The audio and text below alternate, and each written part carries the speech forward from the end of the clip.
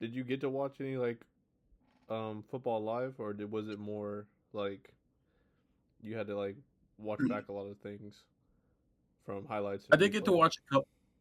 I got to watch a couple games live just because my girlfriend would sleep in the mornings because she would be tired from staying up all night. But I would get up and I would. I caught a couple games this week, and I caught the Man City game, which I thought was really good. They played West Ham, if I'm remembering correctly, Yeah. and I caught the Liverpool Man United game, which I was laughing at because Man United, bro. I will get into it later, but Man United team is just funny to watch because Hmm. they're so bad, but they're also like pretty good at the same time. It's really weird, but they're just so inconsistent. And of course, I watched the Real Madrid game. I'm not gonna miss that one. The Real Madrid game was pretty good. And I watched another La Liga game. Actually, I watched a couple games. So yeah. Oh, okay. So yes, I watched the. I don't know if you noticed this, but this weekend, Bayer Leverkusen's winning streak in Germany came to an end. Yeah. Can you see this? I'm just doing something real Yeah, quick. I actually can. That's cool. I'm glad. Okay, cool. It's cool that you did that. Okay, I'm just making sure I get Yeah. everything. So Bayer Leverkusen's streak came to an end in on Saturday. They lost to RB Leipzig and they were up 2-0. And I remember watching this game thinking at halftime when they were up 2-0, I'm like, "Oh, okay, cool. My parlay is going to hit, you know, it's a sure thing with Bayer Leverkusen, They're not going to lose being 2-0 up at home." But then the fucking unthinkable happened. I don't know what it was, but Openda just scores 2 goals and then they're up. And you keep thinking as a person who's been watching Leverkusen, I've become a fan over the last year, which I also feel like a lot of people have become fans of Xabi Alonso's playing style. And I kept thinking they're gonna score an equalizer. It's gonna be a 3-3 classic.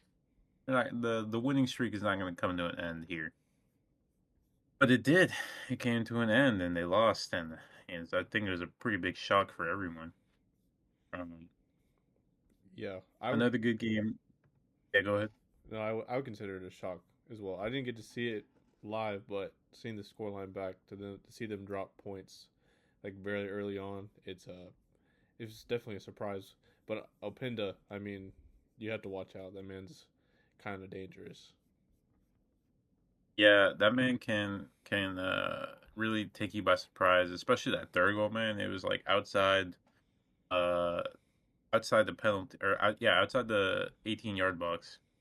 He just scores from like the edge of the box. It took everyone by surprise. Another good game I watched was Barcelona versus Rayo Valladolid. And man, Barcelona, I had a feeling that this game was gonna be a good one when I saw Rafinha and Lewandowski score like within like 4 minutes of each other, and I was like, "Oh shit, man, Barcelona like are on them today." But I didn't think it was gonna get to 7-0. I thought it was gonna be like a good 3-0, maybe 4-0 win.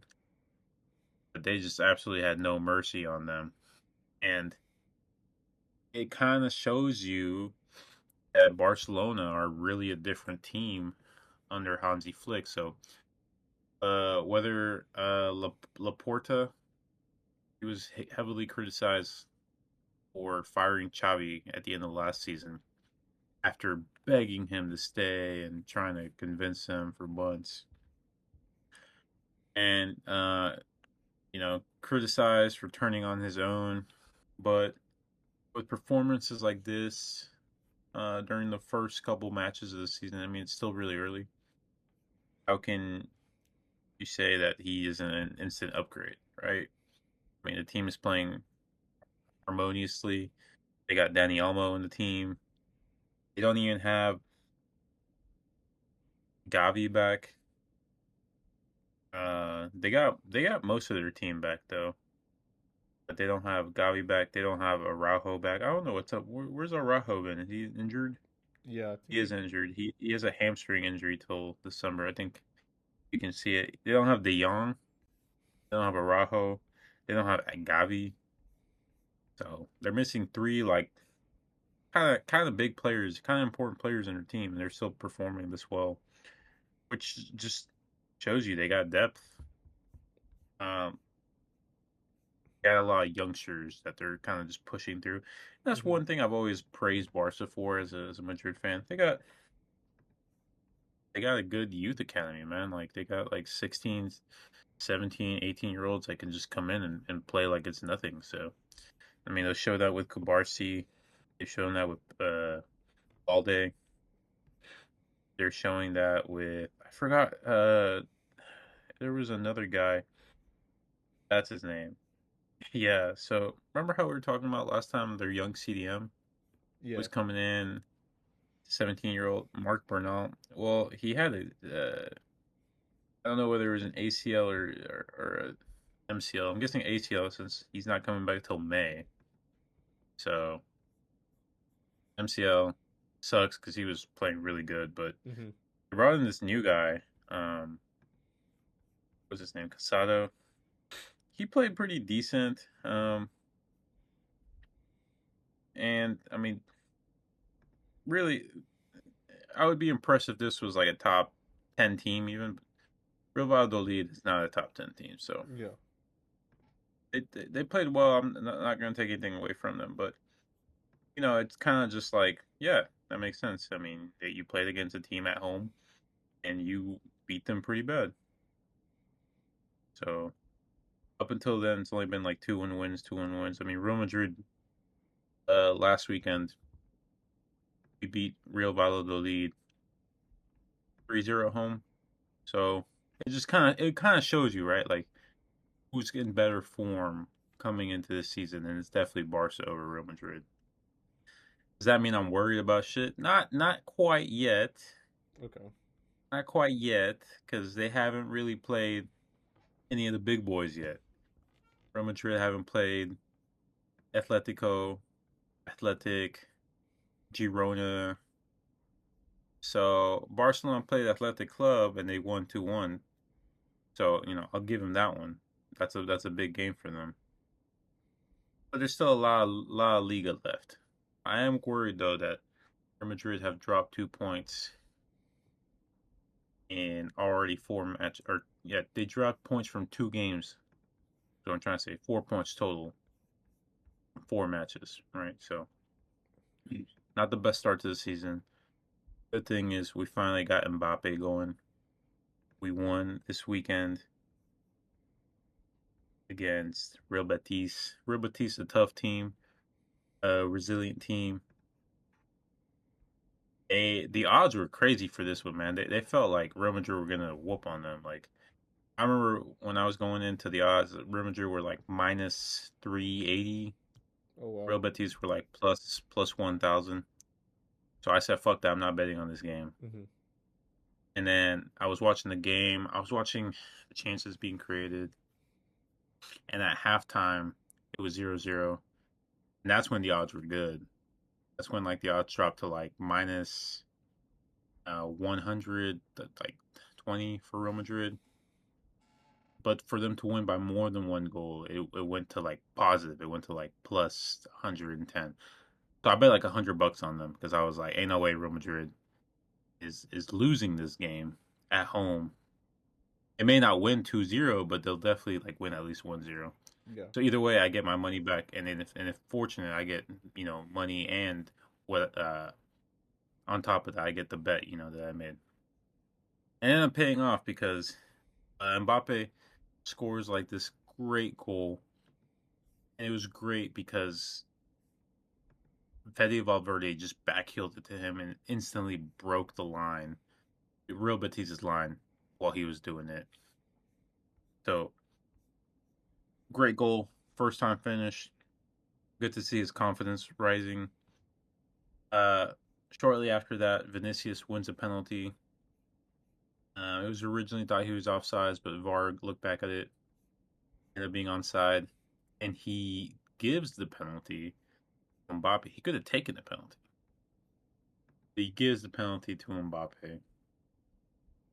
Kind of reminiscent of back when Ronaldo was doing really well, scoring really well, in good shape, in good form, good confidence, and he gives that penalty to Benzema to increase Benzema's confidence and kind of get because when Benzema's playing good, the team is playing good. Ronaldo's scoring. Ronaldo's going to score no matter what, right? So I think it's kind of like Vinicius already knows this is his team. He's always coming to play, but Mbappe needs to grow and feel welcomed into the team. He needs to feel like loved, to know that he can shine. I think it's a good gesture from Vinicius.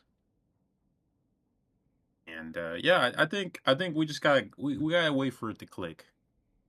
When Luis Suarez first went to Barcelona, he didn't immediately start scoring like crazy. He went like 6 months, maybe longer. This was after the biting incident of the World Cup. Hmm. He went a long while. He would score a couple goals, but we were kind of wondering, like, what's up with Luis Suarez, man? Like, why isn't he? Will he make it? He not make it at Barcelona? Took him like around 6 months get in that scoring form. And then the next season, towards the end of that 14-15 season, he starts, picking up his scoring. It wasn't until the next season that we start seeing this man. This man outscored Ronaldo and Messi in the league. So, and that was in the era where they were like both at their peak, right? Like they were both gods. So you got to give good players time, especially like young players like that. I don't think this will be another Hazard situation. I think this is just a matter of these are three really tough pieces to fit together. And I'm talking about Jude, I'm talking about Vinny, I'm talking about Mbappe. And you can add Rodrigo on top of that too. He's all four of those guys, the Fantastic Four, you can call them. They're tough to fit together, man. So Carlos working overtime, like the fucking mind is just running. He said he couldn't enjoy his vacation. Hmm. Because he, Okay. he was thinking about how he was gonna line up. He's like, I couldn't enjoy my summer. That's such a humble brag from coming from an old ass man who Yeah. just won the Champions League. No, So that's insane. That's yeah. It's just like really like champagne problems. It's asking like, oh, where? How am I gonna line up my sports cars when I get back? Because yeah, I got two more coming in from Dubai or something. yeah, exactly, kind of like that. So he's a fucking G. I think he's doing a good job, and yeah, we'll be fine. Either way, whether we win the league or not, it's gonna be a good showdown because I think what every league needs is not like a one horse race, right? Yeah, You want at least some competition. You want it to go down to the last couple match days, if not the last match day. Uh, definitely. so yeah, that's my La Liga update. Okay. I do want to talk about Premier League because I saw some bullshit, and I know you have some opinions on this in the Premier League. Yeah, I definitely have some opinions. I do. Well, Yeah, go ahead. What you have? what were you gonna say? Because once I get started on this, there's no Yeah, no, going it's gonna back. be So it's no looking back once we go to the Premier League. I would have to say that yeah, I mean it.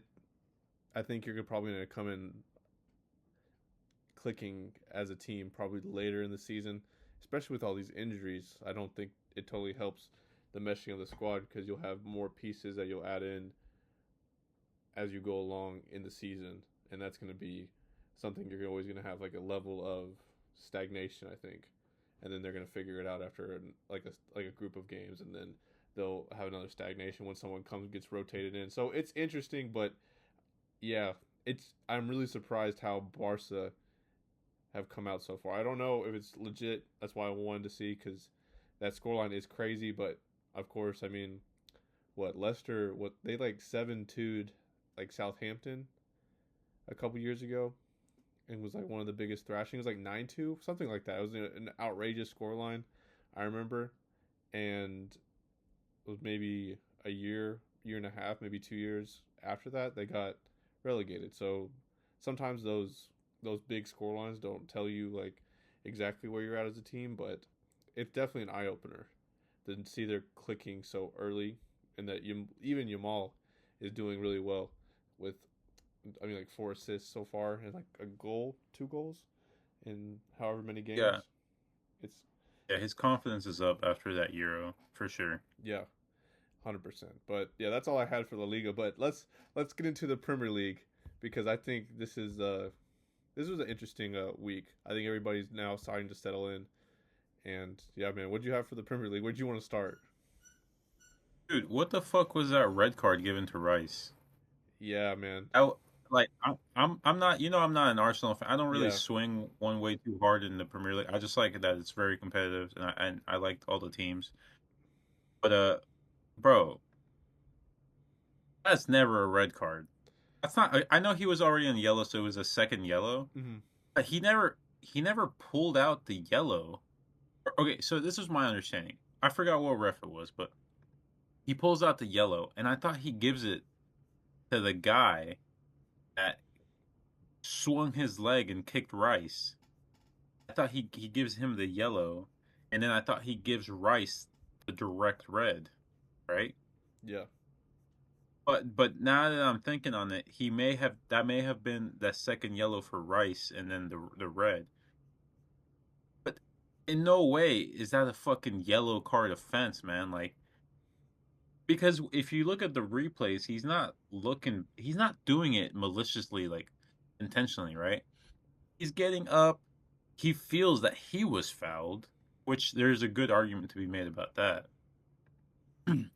And then he's just kind of protesting, he's kind of telling the player, yo, like, what the fuck? And then he turns around and he kind of just like throws the ball away as this guy completely kicks his calf. hmm, Like, he kicks him in the calf, which is too high to kick a ball. And that's what makes me think, okay, now this should have been potentially a red the other way. Because now at this point you're intentionally hurting a player. Was he obstructing a free kick? There's also a debate to be had about that, right? But at the moment, he's not looking. He's not like he's looking down at the ball and he's kind of just towing it. I completely get that. Like, you're kind of just moving out the way so you like have time to get back in your position. At most, that should be like a little like beat from the ref, and the ref should be like, "Hey, don't do that again," right? If he really sees it that way, this shouldn't be a red. It shouldn't be a game altering red to a vital player for Arsenal. And that's just the way I saw it. I think it was a bullshit red, and it cost you the game. Because like immediately after yeah, they end up scoring on you, your kind of momentum just was shot. hmm, So, what's your take on it? yeah. I ended up not watching the game live. I had something going on with work in the morning, and then I watched it. Maybe I watched the full game probably a day or two back ago, and if I were to getting into the red, if I were to watch that live, I think I would have been yelling at the TV and confused for probably several minutes because watching it back and seeing everything, I didn't get to have that instant shock. And looking at it from a perspective of maybe a little bit more of a neutral perspective, of course, like to the letter of the law, like yes, you got to get out of the way if you're a player. But I just think it was really, really just uncalled for. It was unnecessary to be giving out such a harsh yellow like that for something as petty as just because he was out of the way. I mean, there's a sense of gamesmanship everywhere when it comes to football, and to get a yellow there, I think I've seen much worse offenses get off with much less. And to me, it definitely cost us the game. And I'm disappointed for Rice to get that there. I am.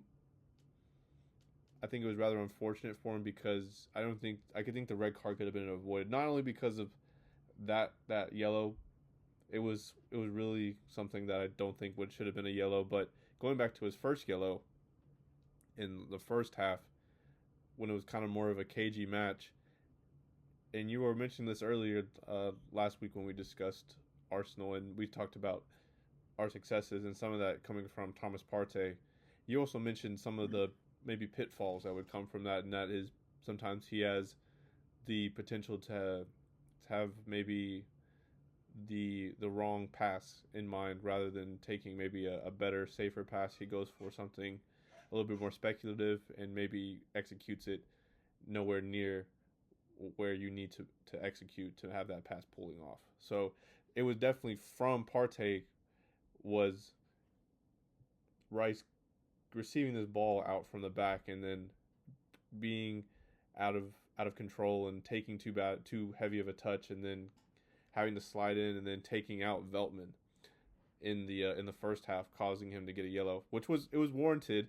It was just a bad pass he received, and he tried to make the best of it. He should have probably gone in on Veltman, but then you can say Veltman had his the last laugh because to to to full on kick a player and then get him sent off. I think that's honestly one of the best shithousery things. Like, of course, I'm pretty pissed about it that it cost us the game, but that is one of the best moments I've ever seen. I think Joel Veltman had such a great moment and just completely causing chaos throughout the game. There's even one moment in during a corner where he was giving Raya and Gabriel a hard time by like spinning around them and acting like almost like a kid, like running around you playing fucking duck duck goose. Like he was almost everywhere, and I'll give him some credit. But yeah, it was not. I mean, Chris Cavender, I showed a picture on while you were talking. I think he's such a prick. I don't understand why you had to be such an a-hole about this with such a stick up your ass and just give somebody a yellow like that and totally cost the game because even though we scored in the first half, we were not necessarily controlling the game. Our struggles were coming from Partey and not being able to build up from the back. They were just easily just coming at Partey and making sure that he has an uncomfortable time trying to find somebody to build up from the back and trying to cause our attack to be a little bit more fluid. And it just didn't happen. Like even our first goal, it was like more of a route one route. We just kind of knocked it forward, and Saka knocked it over because what's his face, the center back caused a little bit He of a fumble. overcommitted. Yeah, he overcommitted. Which one was it was It was Dunk. either Dunk or Van Heck. It was Lewis Dunk. So Lewis Dunk uh, takes a little bit of a fumble and then goes off the way into Saka's path, and Saka gives it to Havertz. Havertz does the thing, and then of course we had a bit of control, but once we were against 10 men, I mean Brighton know how to play around and get people to go different ways and stretch you and make like room enough for creating a chance. I mean, we talk about another. I talked about another person that made up for kind of his mistake in the first half was Lewis Dunk, who played the pass into who was it? It was Yakuba Minta, their new winger from Gambia, who has been doing so well the past 3 games, and now he played in a ball for Yakuba to cause enough chaos to have basically an open net for João Pedro to put it in, and I'm glad we kept the point. I'm just really disappointed that we weren't able to make the best of it because I think we would have gone on to win it if we didn't get the red card. Yeah, It's it just sucks because now it's more of like not being. It's not I'm feeling down because we drew the game. It's also just because I don't know what those points dropped means for the team right now. And then also we have, of course, Spurs and City. Like I'm not necessarily worried about Spurs coming up without Rice, but we definitely need Rice back for City because we could talk about them in a second yeah, because they're absolutely and it's absolutely a home game too. That's the thing, right? mm-hmm, Like you don't want to drop points at home. exactly because like you said, um, home games you'd want to take the best out of, and these next 2 games are away. Even though I'm not scared of going away to Spurs, it is Spurs. Like it is a North London derby, and then City.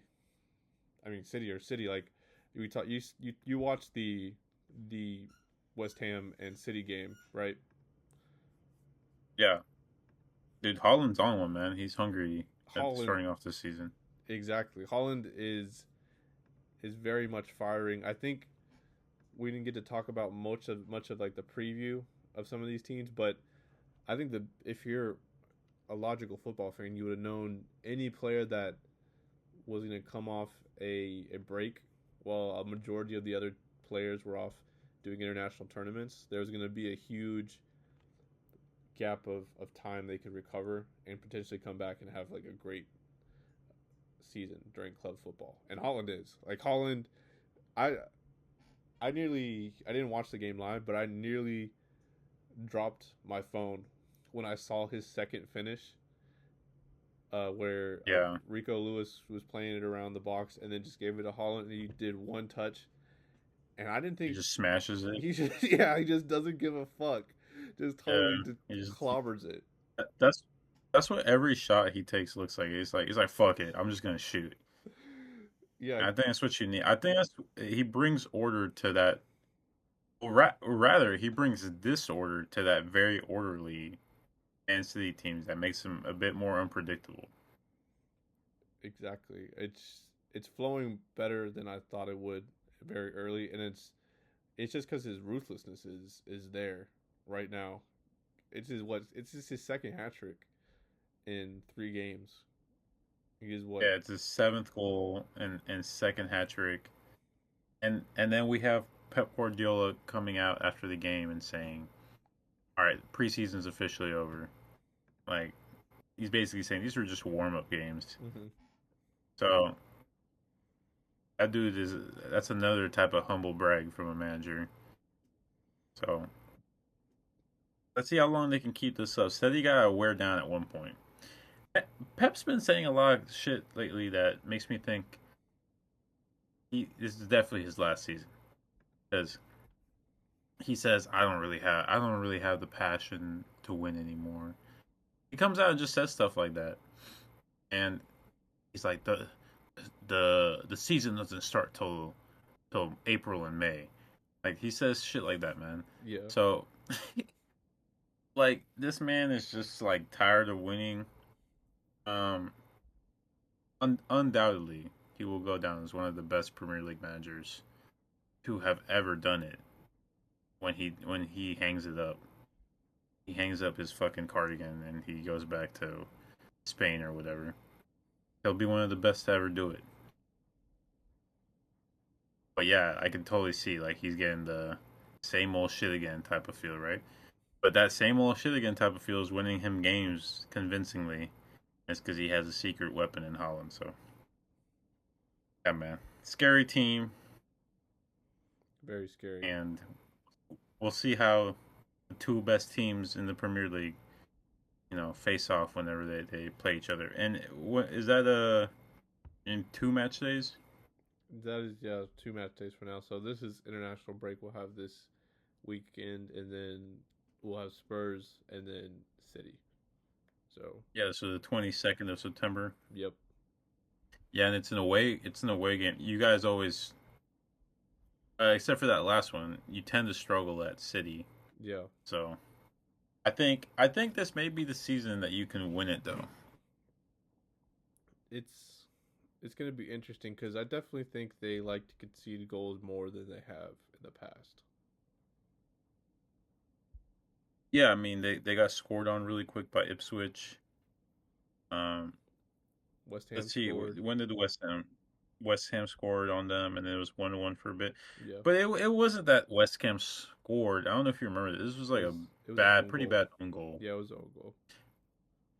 So speaking of fucking other own goals, man, I forgot what other team I was watching that scored a terrible own goal. It was like a terrible, terrible own goal. I think it might have been the Leicester City and Aston Villa game that I was watching. Did you catch any piece of that?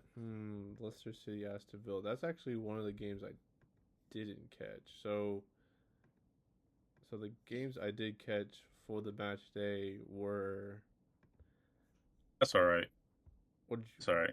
did you? Yeah, it's all right. Yeah, it's all right. Like, Yeah, we can move on to Man United Liverpool because I'm sure you watched the highlights of that, right? I watched that game live. I watched the two Sunday games that I thought were the most fun, which were Newcastle and Spurs, and then United and Liverpool. I watched those two games in the Yeah, morning. yeah, dude. What the fuck is up with Manchester United, man? Like, they are so bad. They're so bad, and they've spent like so much money. They brought in Manuel Ugarte. They brought in Matthias de Ligt. They brought in what's his name? Mazraoui. Yep. Mazraoui. They brought in Joshua Xerxes. uh yeah, Xerxes. That's the guy.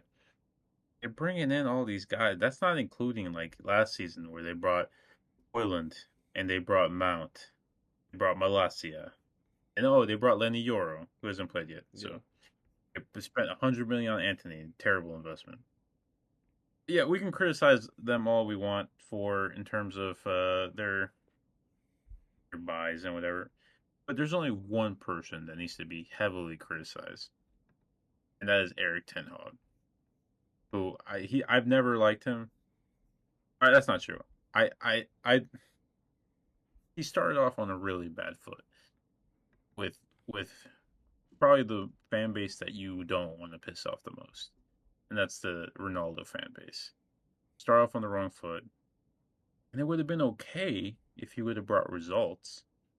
But now that he's not, and I saw an interview, or rather a post-match press conference today, or a snippet from a post-match press conference, where it sounded like a reporter who sounded like he's a Man U fan was asking Ten Hag, what do you attribute these bad performances to, right? What's wrong? What's wrong with the team? How do you own up to it? Basically, is what he said. And then he's like, "What are you talking about? We're not having bad performances." He's like, "Well, what bad performances are you talking about, right?" And then the reporter's like, "You guys play out the back, and you guys lose possession. You guys are dispossessed too much in your own half. You guys can't see into transition into counters very well, or when you do counter, you're not bringing enough players." He's like, "At what point do you own up to these tactics?" And Eric Ten Hag's, "We have won 2 trophies in 2 seasons." Which he's talking about the Carabao Cup and the Yep. FA Cup, Yeah. right? He's like, we've beaten top teams. And the guy's like, yeah. He's like, and he's being really respectful. Like the reporter, he's like, respectfully, like, yes, like you played fantastic in the final against Manchester City. You almost lost to Coventry in the semifinals. He's like, and we haven't been seeing any progress. And then Eric Ten Hag is just like, well, you're wrong. You're wrong. We're doing good. We're gonna continue winning. Like, dude, like you're in denial. This guy is trying to ask you, like, why is your team doing bad? Mm-hmm. What tactics can you change? Is this the public perception that you want on you? Like, it's objective truth that your team has been performing pretty bad since last season for the expectations that are set upon you when you spend that much money. You're expecting at least a top four. He was what, sixth last season? So not very, and it's not even that if he was six and he was playing amazing football, you could let him off the hook. He's playing trash football, man. And they got exposed from one Dutchman to another. Got exposed from one bald man to another.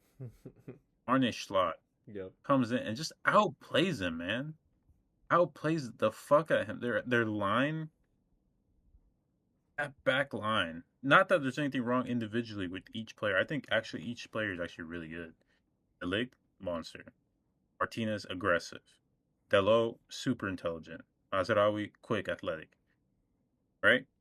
Yeah. But it's just together along with that mid. Look at that midfield rating, bro. That's some booty right there from your two defensive midfields. Because he doesn't line them up correctly. They're pressing too high, playing too high of a line, getting countered out the ass. That's the worst thing you want to do against Liverpool team. The Liverpool team will destroy you all day if you play that high against them. That's exactly what happened. And there's just no excuse, man. Like doing the same tactics when they didn't work, continuing to do them is not going to make them magically work. That's called stubbornness. That's called inability to adapt. And that to me is the impression that Eric Ten Hag is leaving on me. And it's not it's not I don't see it getting it better. Sure, you won 2 trophies, man. But I forgot who said it. I forgot where I read this recently. It was a manager, and he said true progression as a team is you look at the league table over a couple years. You see where if they gotten better as a team or not consistently, right? Yeah. We're seeing the opposite. We're seeing uh deterioration in tactics and gameplay. They went from third their first season to fucking 7 or 6 last season. And now they're what, 4 games in or 3 games in, 2 losses? Not good, man. No. Credit to Liverpool though, they played an amazing game. Arne Slot's doing really good over there. We called it last week. Remember, we Yeah. said this is going to be their first real match. We're going to see if they're the real deal. They're the real deal, man. They are. It's Clean sheets all around for them. Yeah, I know. They haven't conceded. They're the only team in the Premier League that haven't conceded a goal yet, which is pretty insane. Apart from City and of course us, uh, they have some legit defenses, but I think Slot has kind of just set them up now to where everything clicks and it's smooth. And I think when it comes to Ten Hag, it's like really like I don't get it now with Manchester United and moving away from a couple years ago where they were at under Ole, because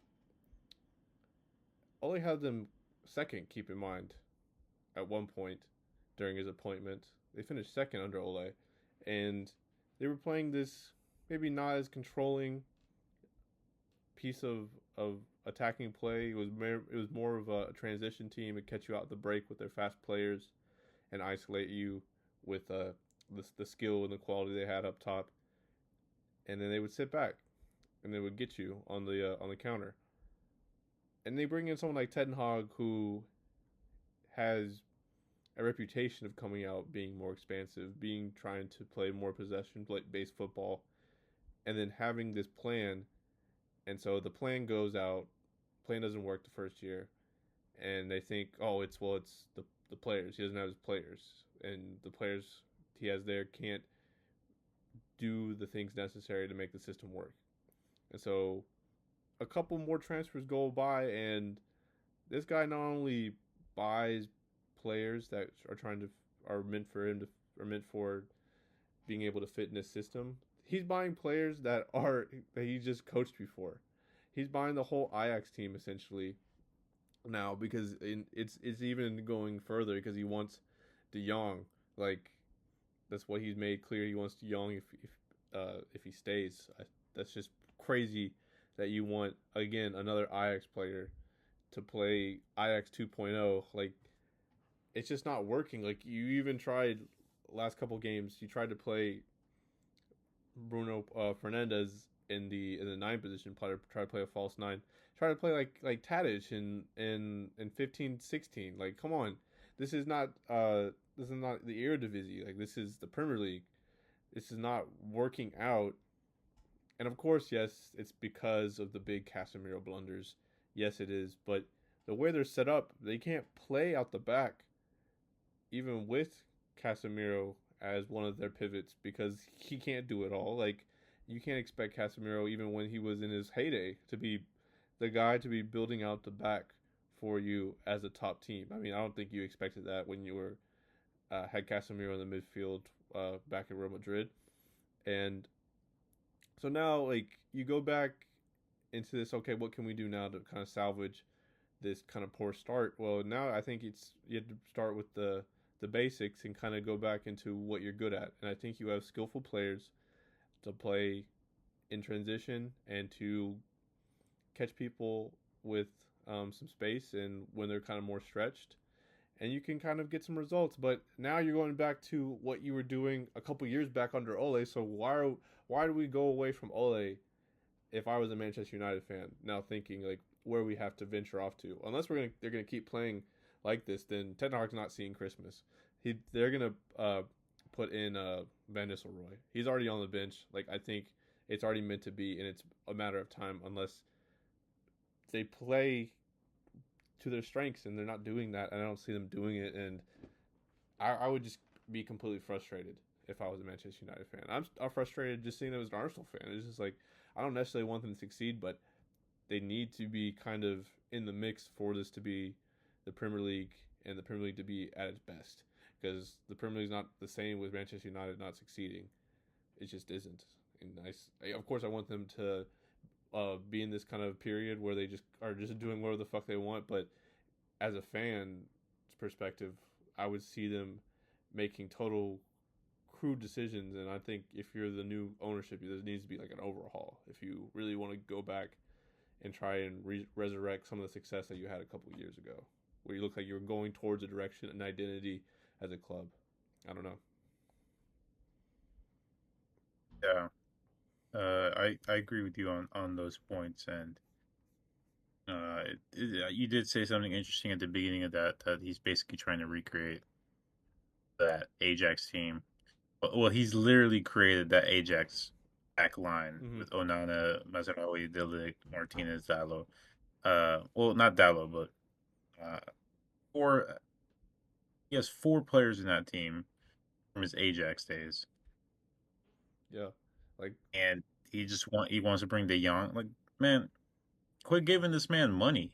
mm-hmm. He's irresponsible with money. He's any guy, any man, any coach who tells you spend $100 million on Anthony, don't trust that man with money no more. Yeah, Anthony at most should have been worth 50 million. Were they that desperate back in that his first year to get Anthony? yeah. I guess They they were were. that desperate, man. That's crazy. And they keep trusting that man with money. Mm-hmm. That's crazy. I know. So, I mean, Anthony, did he even play this game? Did he I even don't. come off the bench? I don't think he did. He didn't even come off the bench. No, he just sat there. Let's. Garnacho, man. He's played He's 20 one years minute, old. dude. He's played 1 minute this entire season. That's hilarious. That's And hilarious stat. and not even to rag on him, but he's so memeable, man. Like he comes in with this overly confident, I'm $100 million player Mm-hmm. like type of attitude, arrogance, and then just falls flat on his face. Meanwhile, you got some good players on that team. I'll say this. Yeah. I like Mainu. He's was great. He's one of the better players for that England team when they made it to the final. Terrible, terrible these last couple games under Ten Hag. Not terrible, terrible especially this game, but not at his best under Ten Hag. Yeah. Garnacho, I think he's been their best player. Um, in terms of getting into goal scoring positions, creating chances. Rashford, dude, you're a shell of yourself. What are you doing, Rashford? You used to be the man who was getting compared to. Remember when he went on that scoring streak? He's like, "This is amazing. We've never seen this Mm-hmm. since the likes of Mo Salah and Ronaldo Yeah. and Hazard." Like he Oh was yeah. getting compared to greats. Half a season wonder, not even a full season wonder. Half a season wonder. What happened, Rashford? Dude, get Ten Hag out of there. He's a cancer to this team. Like he needs to go. And Ten Hag, I wish you well, but step down or you're gonna get fired. So we'll see how that goes. Um, anything else you want to add before we move on to Newcastle and Tottenham? No, I think we touched everything. Yeah. It's just a surprise to see them be at this point again in another period where I don't even know how many years it is that they've made it post out Sir Alex Ferguson, and they're still looking for that kind of turnaround period where they almost hit like the heights of what they were under Ferguson. But that's just sucks to suck, bro. But on to a really fun game in Spurs and Newcastle. So I had Dude, some fun watching this one game. thing I like I like both of these teams. Both of these teams can be really good on their day. This was one of the good examples where both of them were playing really well. Um, One thing will say though is when I see Tottenham play, I think I think teams are a reflection of their coach, right? I think Postecoglou has maybe lost a little bit of passion coaching for Spurs, and we started seeing it towards the end of last season, where he just kind of was like, ah, like this is the team, and this is the board, and we're doing the best we can with what the board is allowed to do. He started criticizing shit. He started doing more subtly. It wasn't as bad as Antonio Conte or Mourinho, but he started getting those hints that we see managers start to do at towards the end of their first or second season at Spurs usually. And I mean, Spurs didn't play bad this game, but they also didn't play great. Oh, Anything for how much possession, if you go back to that back screen, for how much possession they have to let Newcastle basically beat you 2-0, because I don't know if you watched this game, right? Like, yeah. you saw how bad that Newcastle own goal was. Mm-hmm. That Newcastle own goal was silly, man. Like, he should have just let that ball go. I don't know why he punted it into his own net. I understand he maybe just reacted funny, but just didn't need to touch that ball at all. It would have just gone past the post. So it's basic to me. It's basically a 2-0 win. Um, Isak, that man is good, man. That man Oh is yeah. really good. Yeah. They spent what? It was like 78 million on him, and back then I think we talked about it not on camera, but just you and me talking football. We were like, "Is that a lot? That's a lot of money for some dude coming from Real Sociedad. Mm-hmm. Hasn't really hit the 20 goal marks in even the league. That man is good. He's He playing is. really good. I think he's growing into his position really well. He's only 24 still, but he's so good. He's fast. He's quick. He's smart. Um, and I don't know if Newcastle can replicate what they did 2 seasons ago and make it fourth. Um, but I do see them finishing top half, maybe even top six. Spurs, on the other hand, good luck getting top six. Spurs is more than likely not because he's not a good manager, but there's just no passion. More than likely, Anji's leaving halfway through the season. Mm.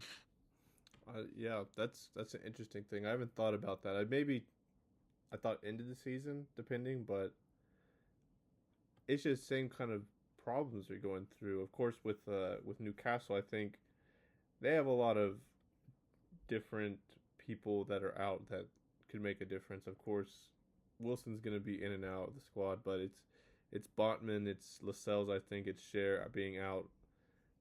That's really a potential to really hurt them. They had Dan Burn and Kraft as their back two, and they're really thin when it comes to center backs now. And having their top three center backs being out is is concerning, and seeing them come back would probably give them a boost. We'll have to see if they can do anything because I don't know if their squad has real quality, but you know Spurs have built really well. I hate to admit it. I mean, they have quality and they really kind of buy smart now, and I like a lot of their players, even though like a couple years ago I didn't really necessarily like any of them except for maybe one or two. But I mean, Dragusin, he didn't have a great rating, but he had kind of some good moments, and he's kind of a good prospect. Odebert, he's only 19, man. They gave him a start over the likes of Timo Werner, and they gave him the likes start over Archie Gray. I mean, he's a very interesting prospect. They have this kind of exciting style, and I I like some of the things that they're doing under Potts, but I just don't know if it can be executed the way he wants it to happen. Because getting cut out like that for the second goal is, I mean, it should be stuff at the professional level that should not be always apparent in a team. Like you can't get beat out being caught up the pitch with such a high line and then your whole team not dropping off at the same time. I mean, that's you're supposed to spend hours on the training ground timing that to perfection if you're gonna play like that. And I don't know, can you play like that under this like arsenal of players? And I don't think so. I don't think that's been shown like apparently as like something that's like a clear message that you can't play with this just because like you think back to like last season where it's like that funny still of Mickey Van de Ven getting spun uh, during the match and it looked like he was like upside down and he was spinning like a top. Did you see that? Uh, I didn't see it, but I can imagine. yeah, I'll Yeah, maybe so I'll maybe include it and I'll show it maybe to you at some point. But yeah, he there's always a sign that when Spurs go to Newcastle these past two seasons it's been pretty bad. And it's just it it was closer. Of course Spurs had a lot of chances, but they just didn't take their chances and they just got split open by one pass by I think it was Joe Linton and then a quick tap in goal for Isaac. And you can't lose like that all the time if you expect to make top four, like you said. They're not going to do it. yeah. Unfortunately, I don't see Spurs finishing top six. They come in at seventh, maybe eighth, Mm-hmm. depending on the manager they get. That is my prediction. I do see them going. I see them losing their manager halfway through the season. Okay. Um, Chelsea, on the other hand, I didn't watch the game, but Chelsea go back to their inconsistent form. They drew against Crystal Palace. I mean, Crystal Palace is a respectable team. They definitely have improved, moved some assets. Um, but yeah, I mean, you expect more from Chelsea now that they have over 60 players in their roster. You expect them to at least have a decent starting 11. And man, oh, speaking of which, man, yeah, Sterling to Arsenal. Pretty good signing. I think that's very impactful because Arteta, back when he was over there at City, he kind of got the best out of Sterling.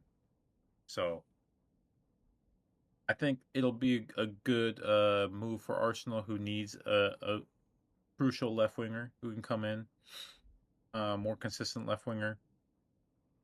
I know Martinelli has been struggling to kind of get back to that top peak form that he was once at, given his injuries and stuff. I know Jesus has kind of been inconsistent due to injuries as well, but also just lack of cohesion, lack of playing time with the team. The rest of the team seems to be progressing really well, and it's just one or two pieces that Arsenal need to just remain consistent, remain available. Um, and I think Arteta can get the best out of Sterling, who's still a top quality player, man. He has it in him to be up there with the best, in my opinion. We haven't seen it in a couple of years, but it makes sense when you go to inconsistent projects like Chelsea, for example. Uh, you're not gonna get the best out of him. So he, I expect him to be a little bit better at Arsenal than he was at Chelsea. This is kind of how you're getting Arteta's getting the best out of Kai Havertz. That little flick he had the other day was really impressive. Yeah, going back to this Chelsea squad, I mean, man, they bought Pedro Neto, who played great last game. Um, I didn't watch the game, but based on his rating and based on how early he got out, it seems like he wasn't able to replicate that. Another person who remains consistent in that team is Cole Palmer, who's that's his team now. Hmm. That's he's the dude on that team. Caicedo and Fernandez. Caicedo, I like Caicedo more than Fernandez. Fernandez is terribly inconsistent with Chelsea. Terribly inconsistent. But you're bringing on they just have so many people on the team, man. Like you got Felix, you got Mudrik, you got Nkunku. That's not even counting all the people who aren't playing. I mean, you could literally make three starting 11s of quality players from that Chelsea lineup. I would probably finish. It would probably not get relegated in the Premier League, right? It would make three Premier League teams. So I don't really know what's going on there. Hopefully Enzo Maresca can figure it out. They almost brought in Osimhen, but he ended up going to Galatasaray, surprisingly. So hopefully he can get it together. I mean, they're not necessarily doing bad. We just need to give them more time.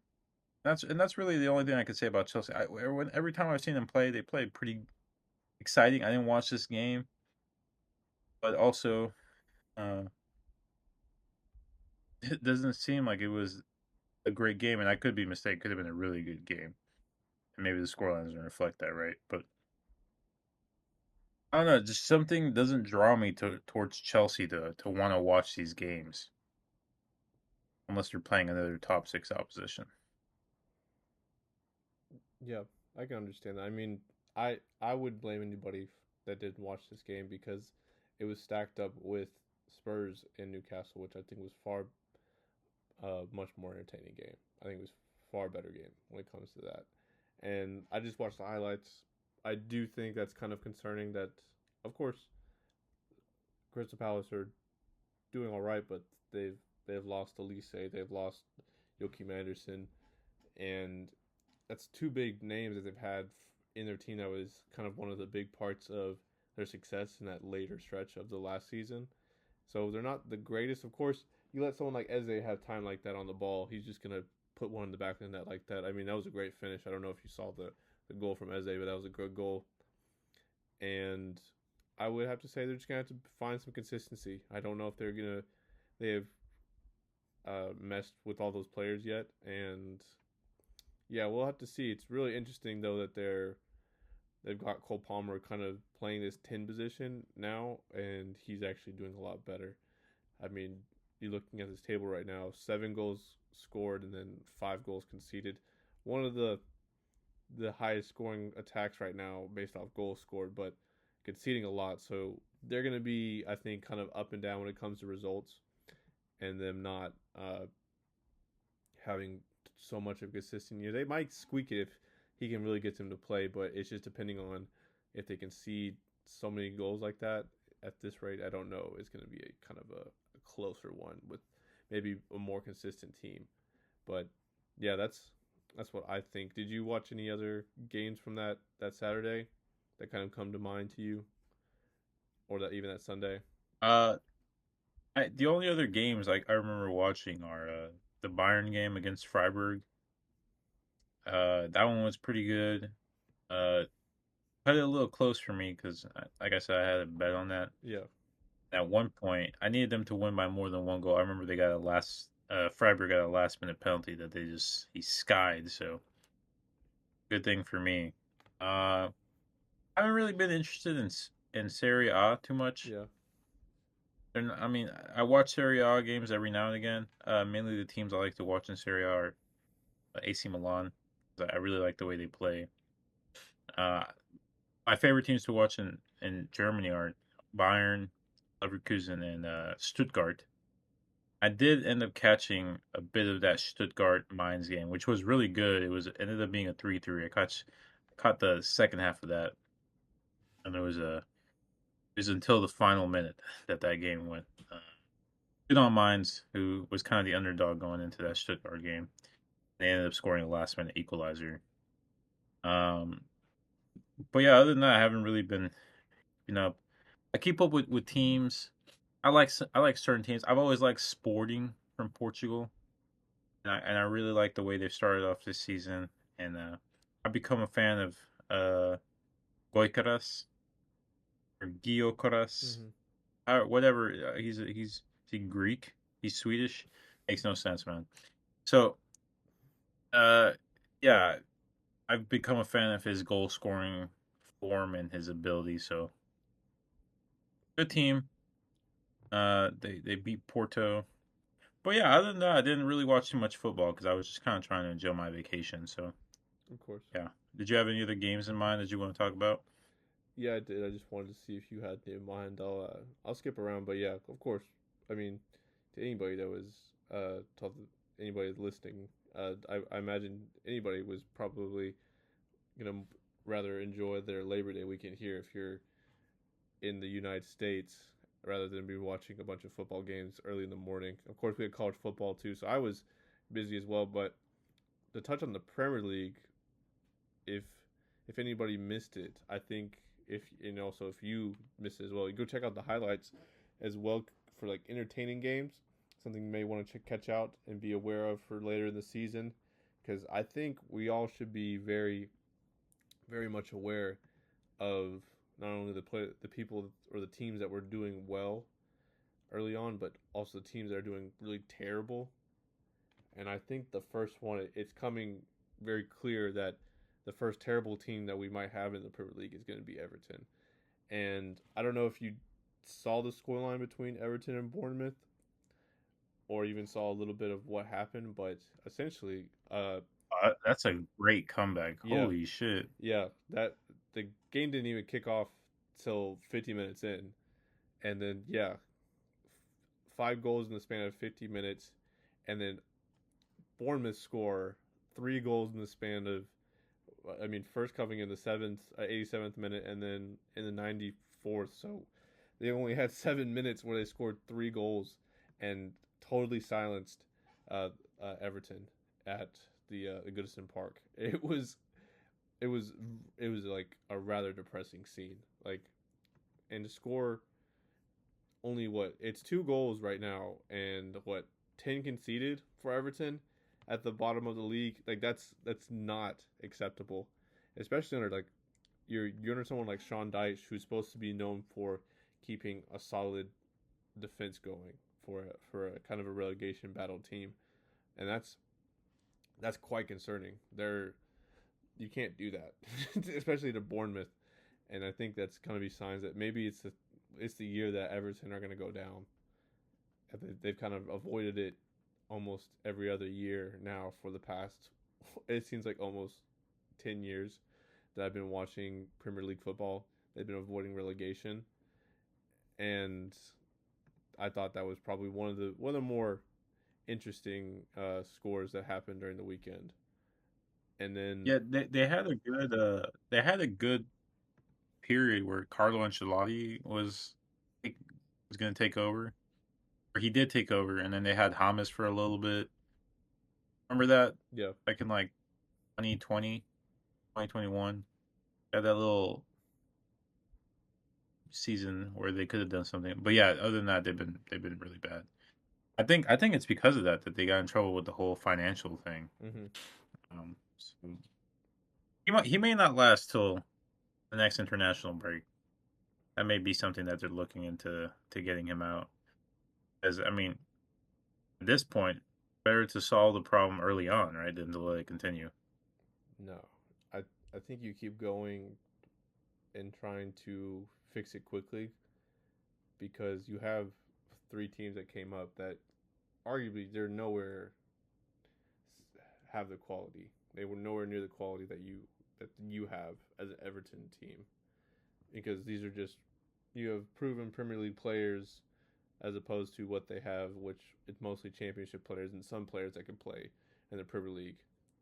And I think you have to, over an average amount of games, you have to think that you can come up with more points than them, and you have to do it now and think about what you can do to fix that. And I think that's getting rid of Sean Dyche if he doesn't continue this. It's, yeah, one of the things that's on the table for sure. Yeah. We'll see how they do, and Well, I'll be monitoring that. I did see something about that this weekend, but I totally forgot about it. But yeah, it's a crazy comeback. I'm thinking about the odds on that, man. Hmm. The odds must have been crazy. 80, it would, 80 in the 85th minute. If you would have bet $100 that Bournemouth would have probably won, you would have probably gotten like 10 grand or if not more.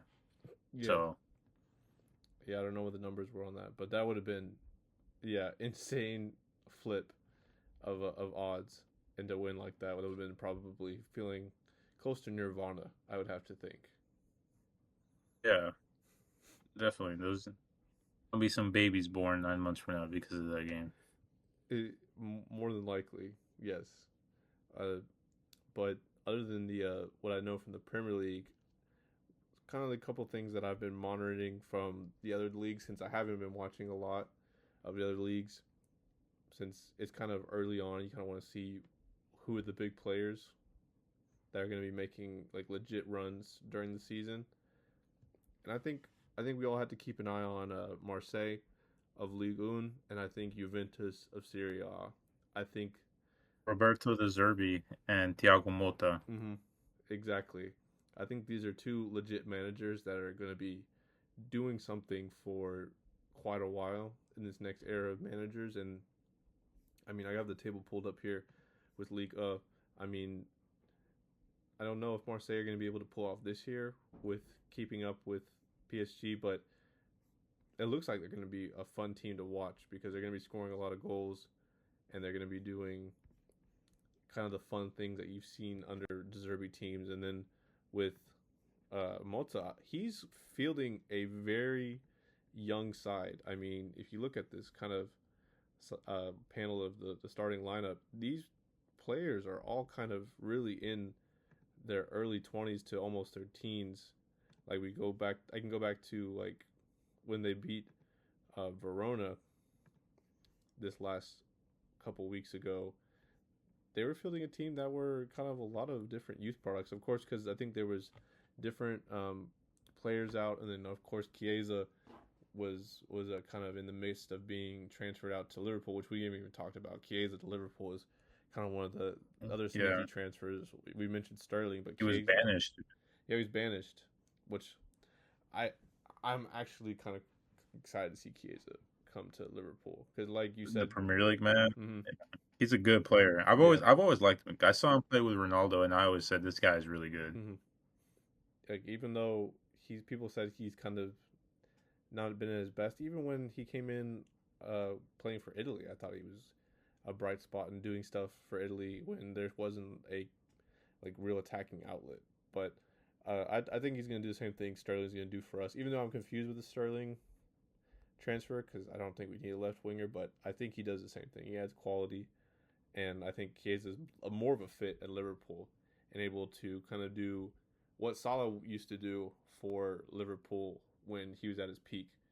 And that's interesting. But back even to Juventus, doing this with a young team is going to be interesting to see.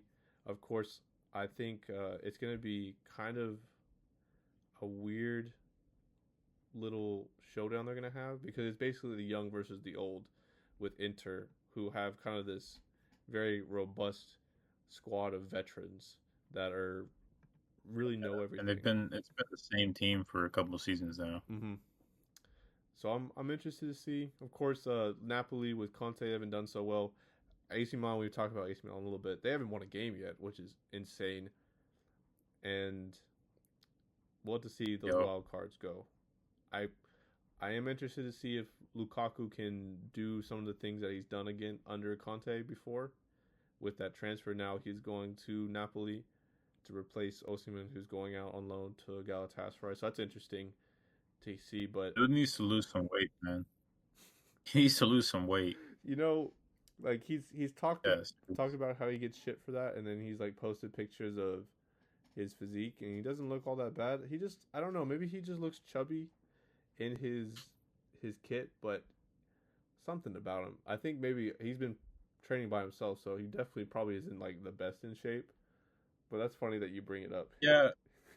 Well, the thing is, man, remember not like skinny, like as in like skin and bones, but Finn Lukaku at Everton, that man was a Yeah. menace.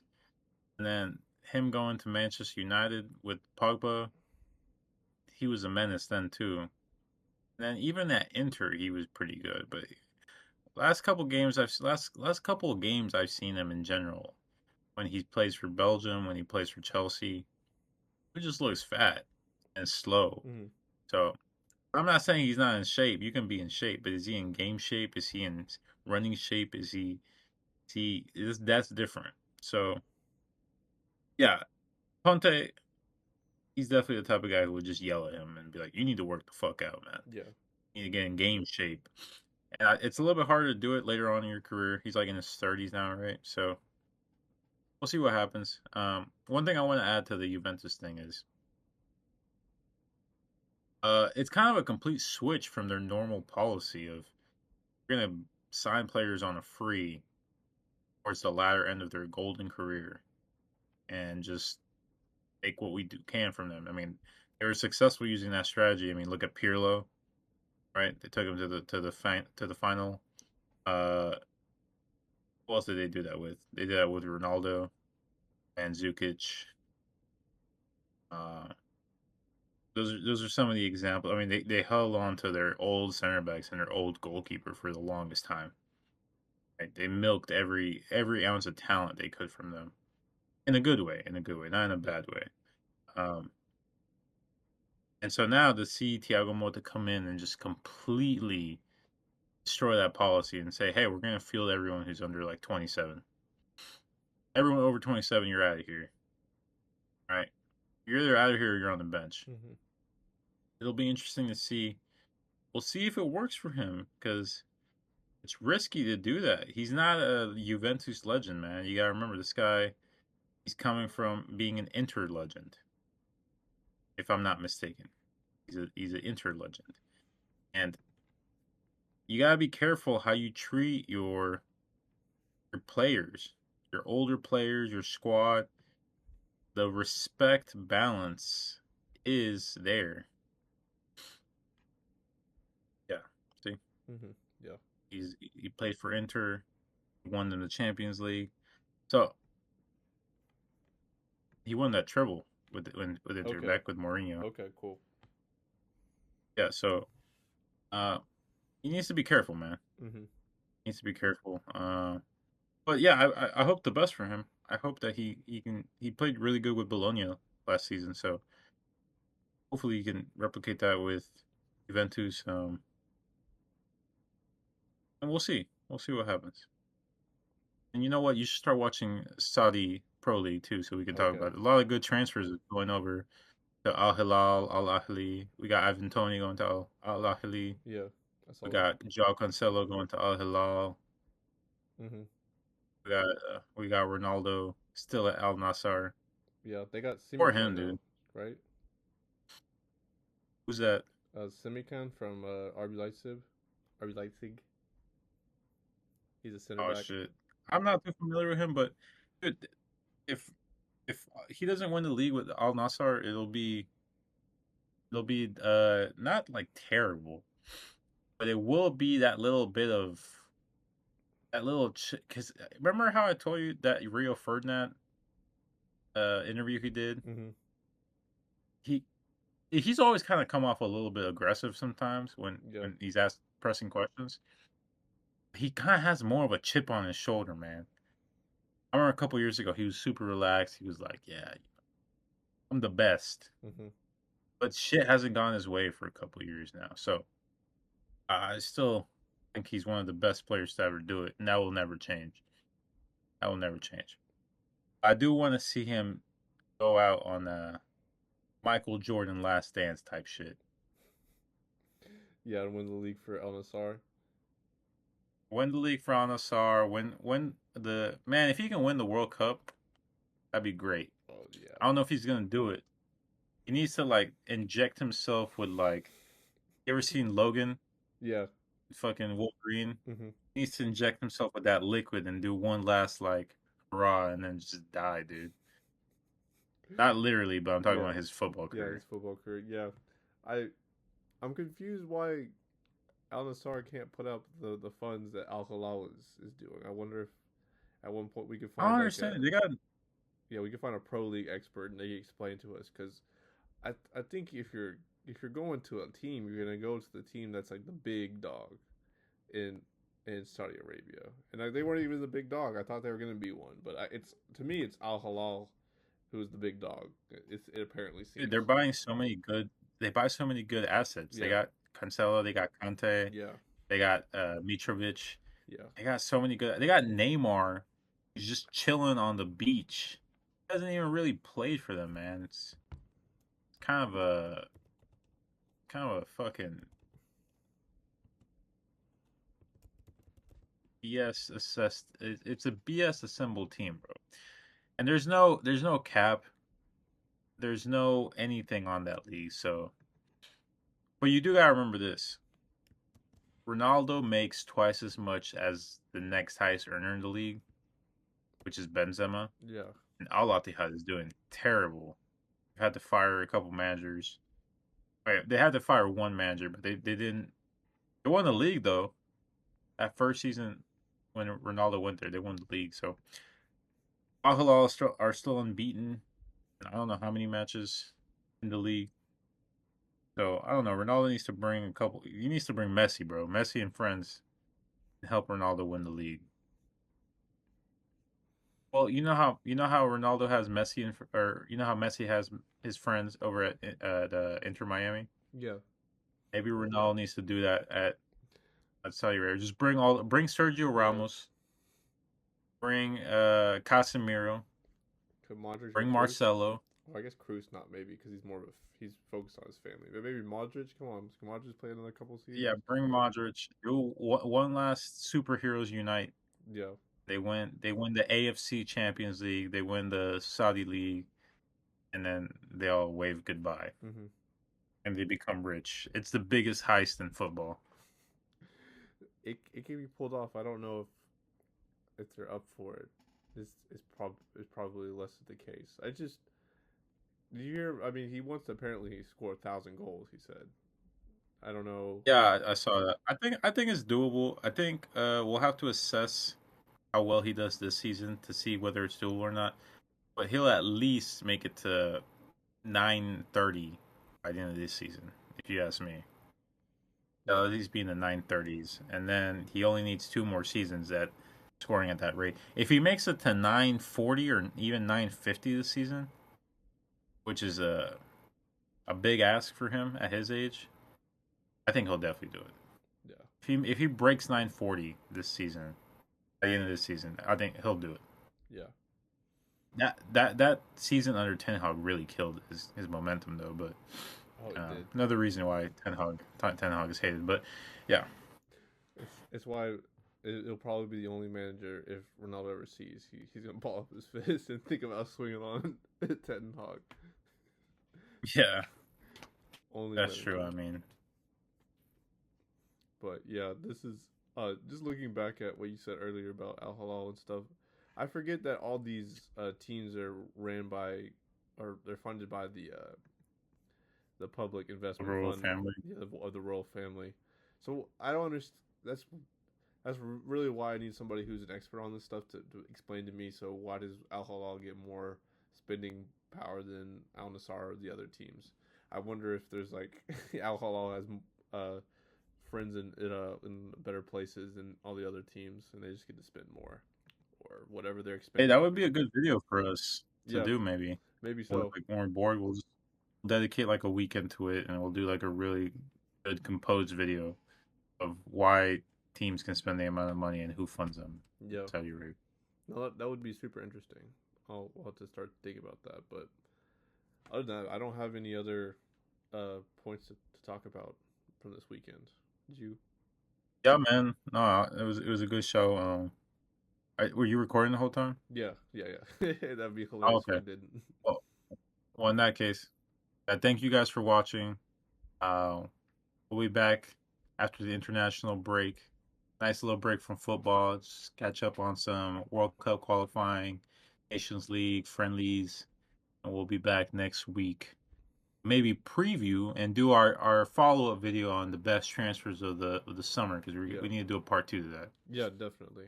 But yeah, appreciate anybody who's watching, and we will see you very soon.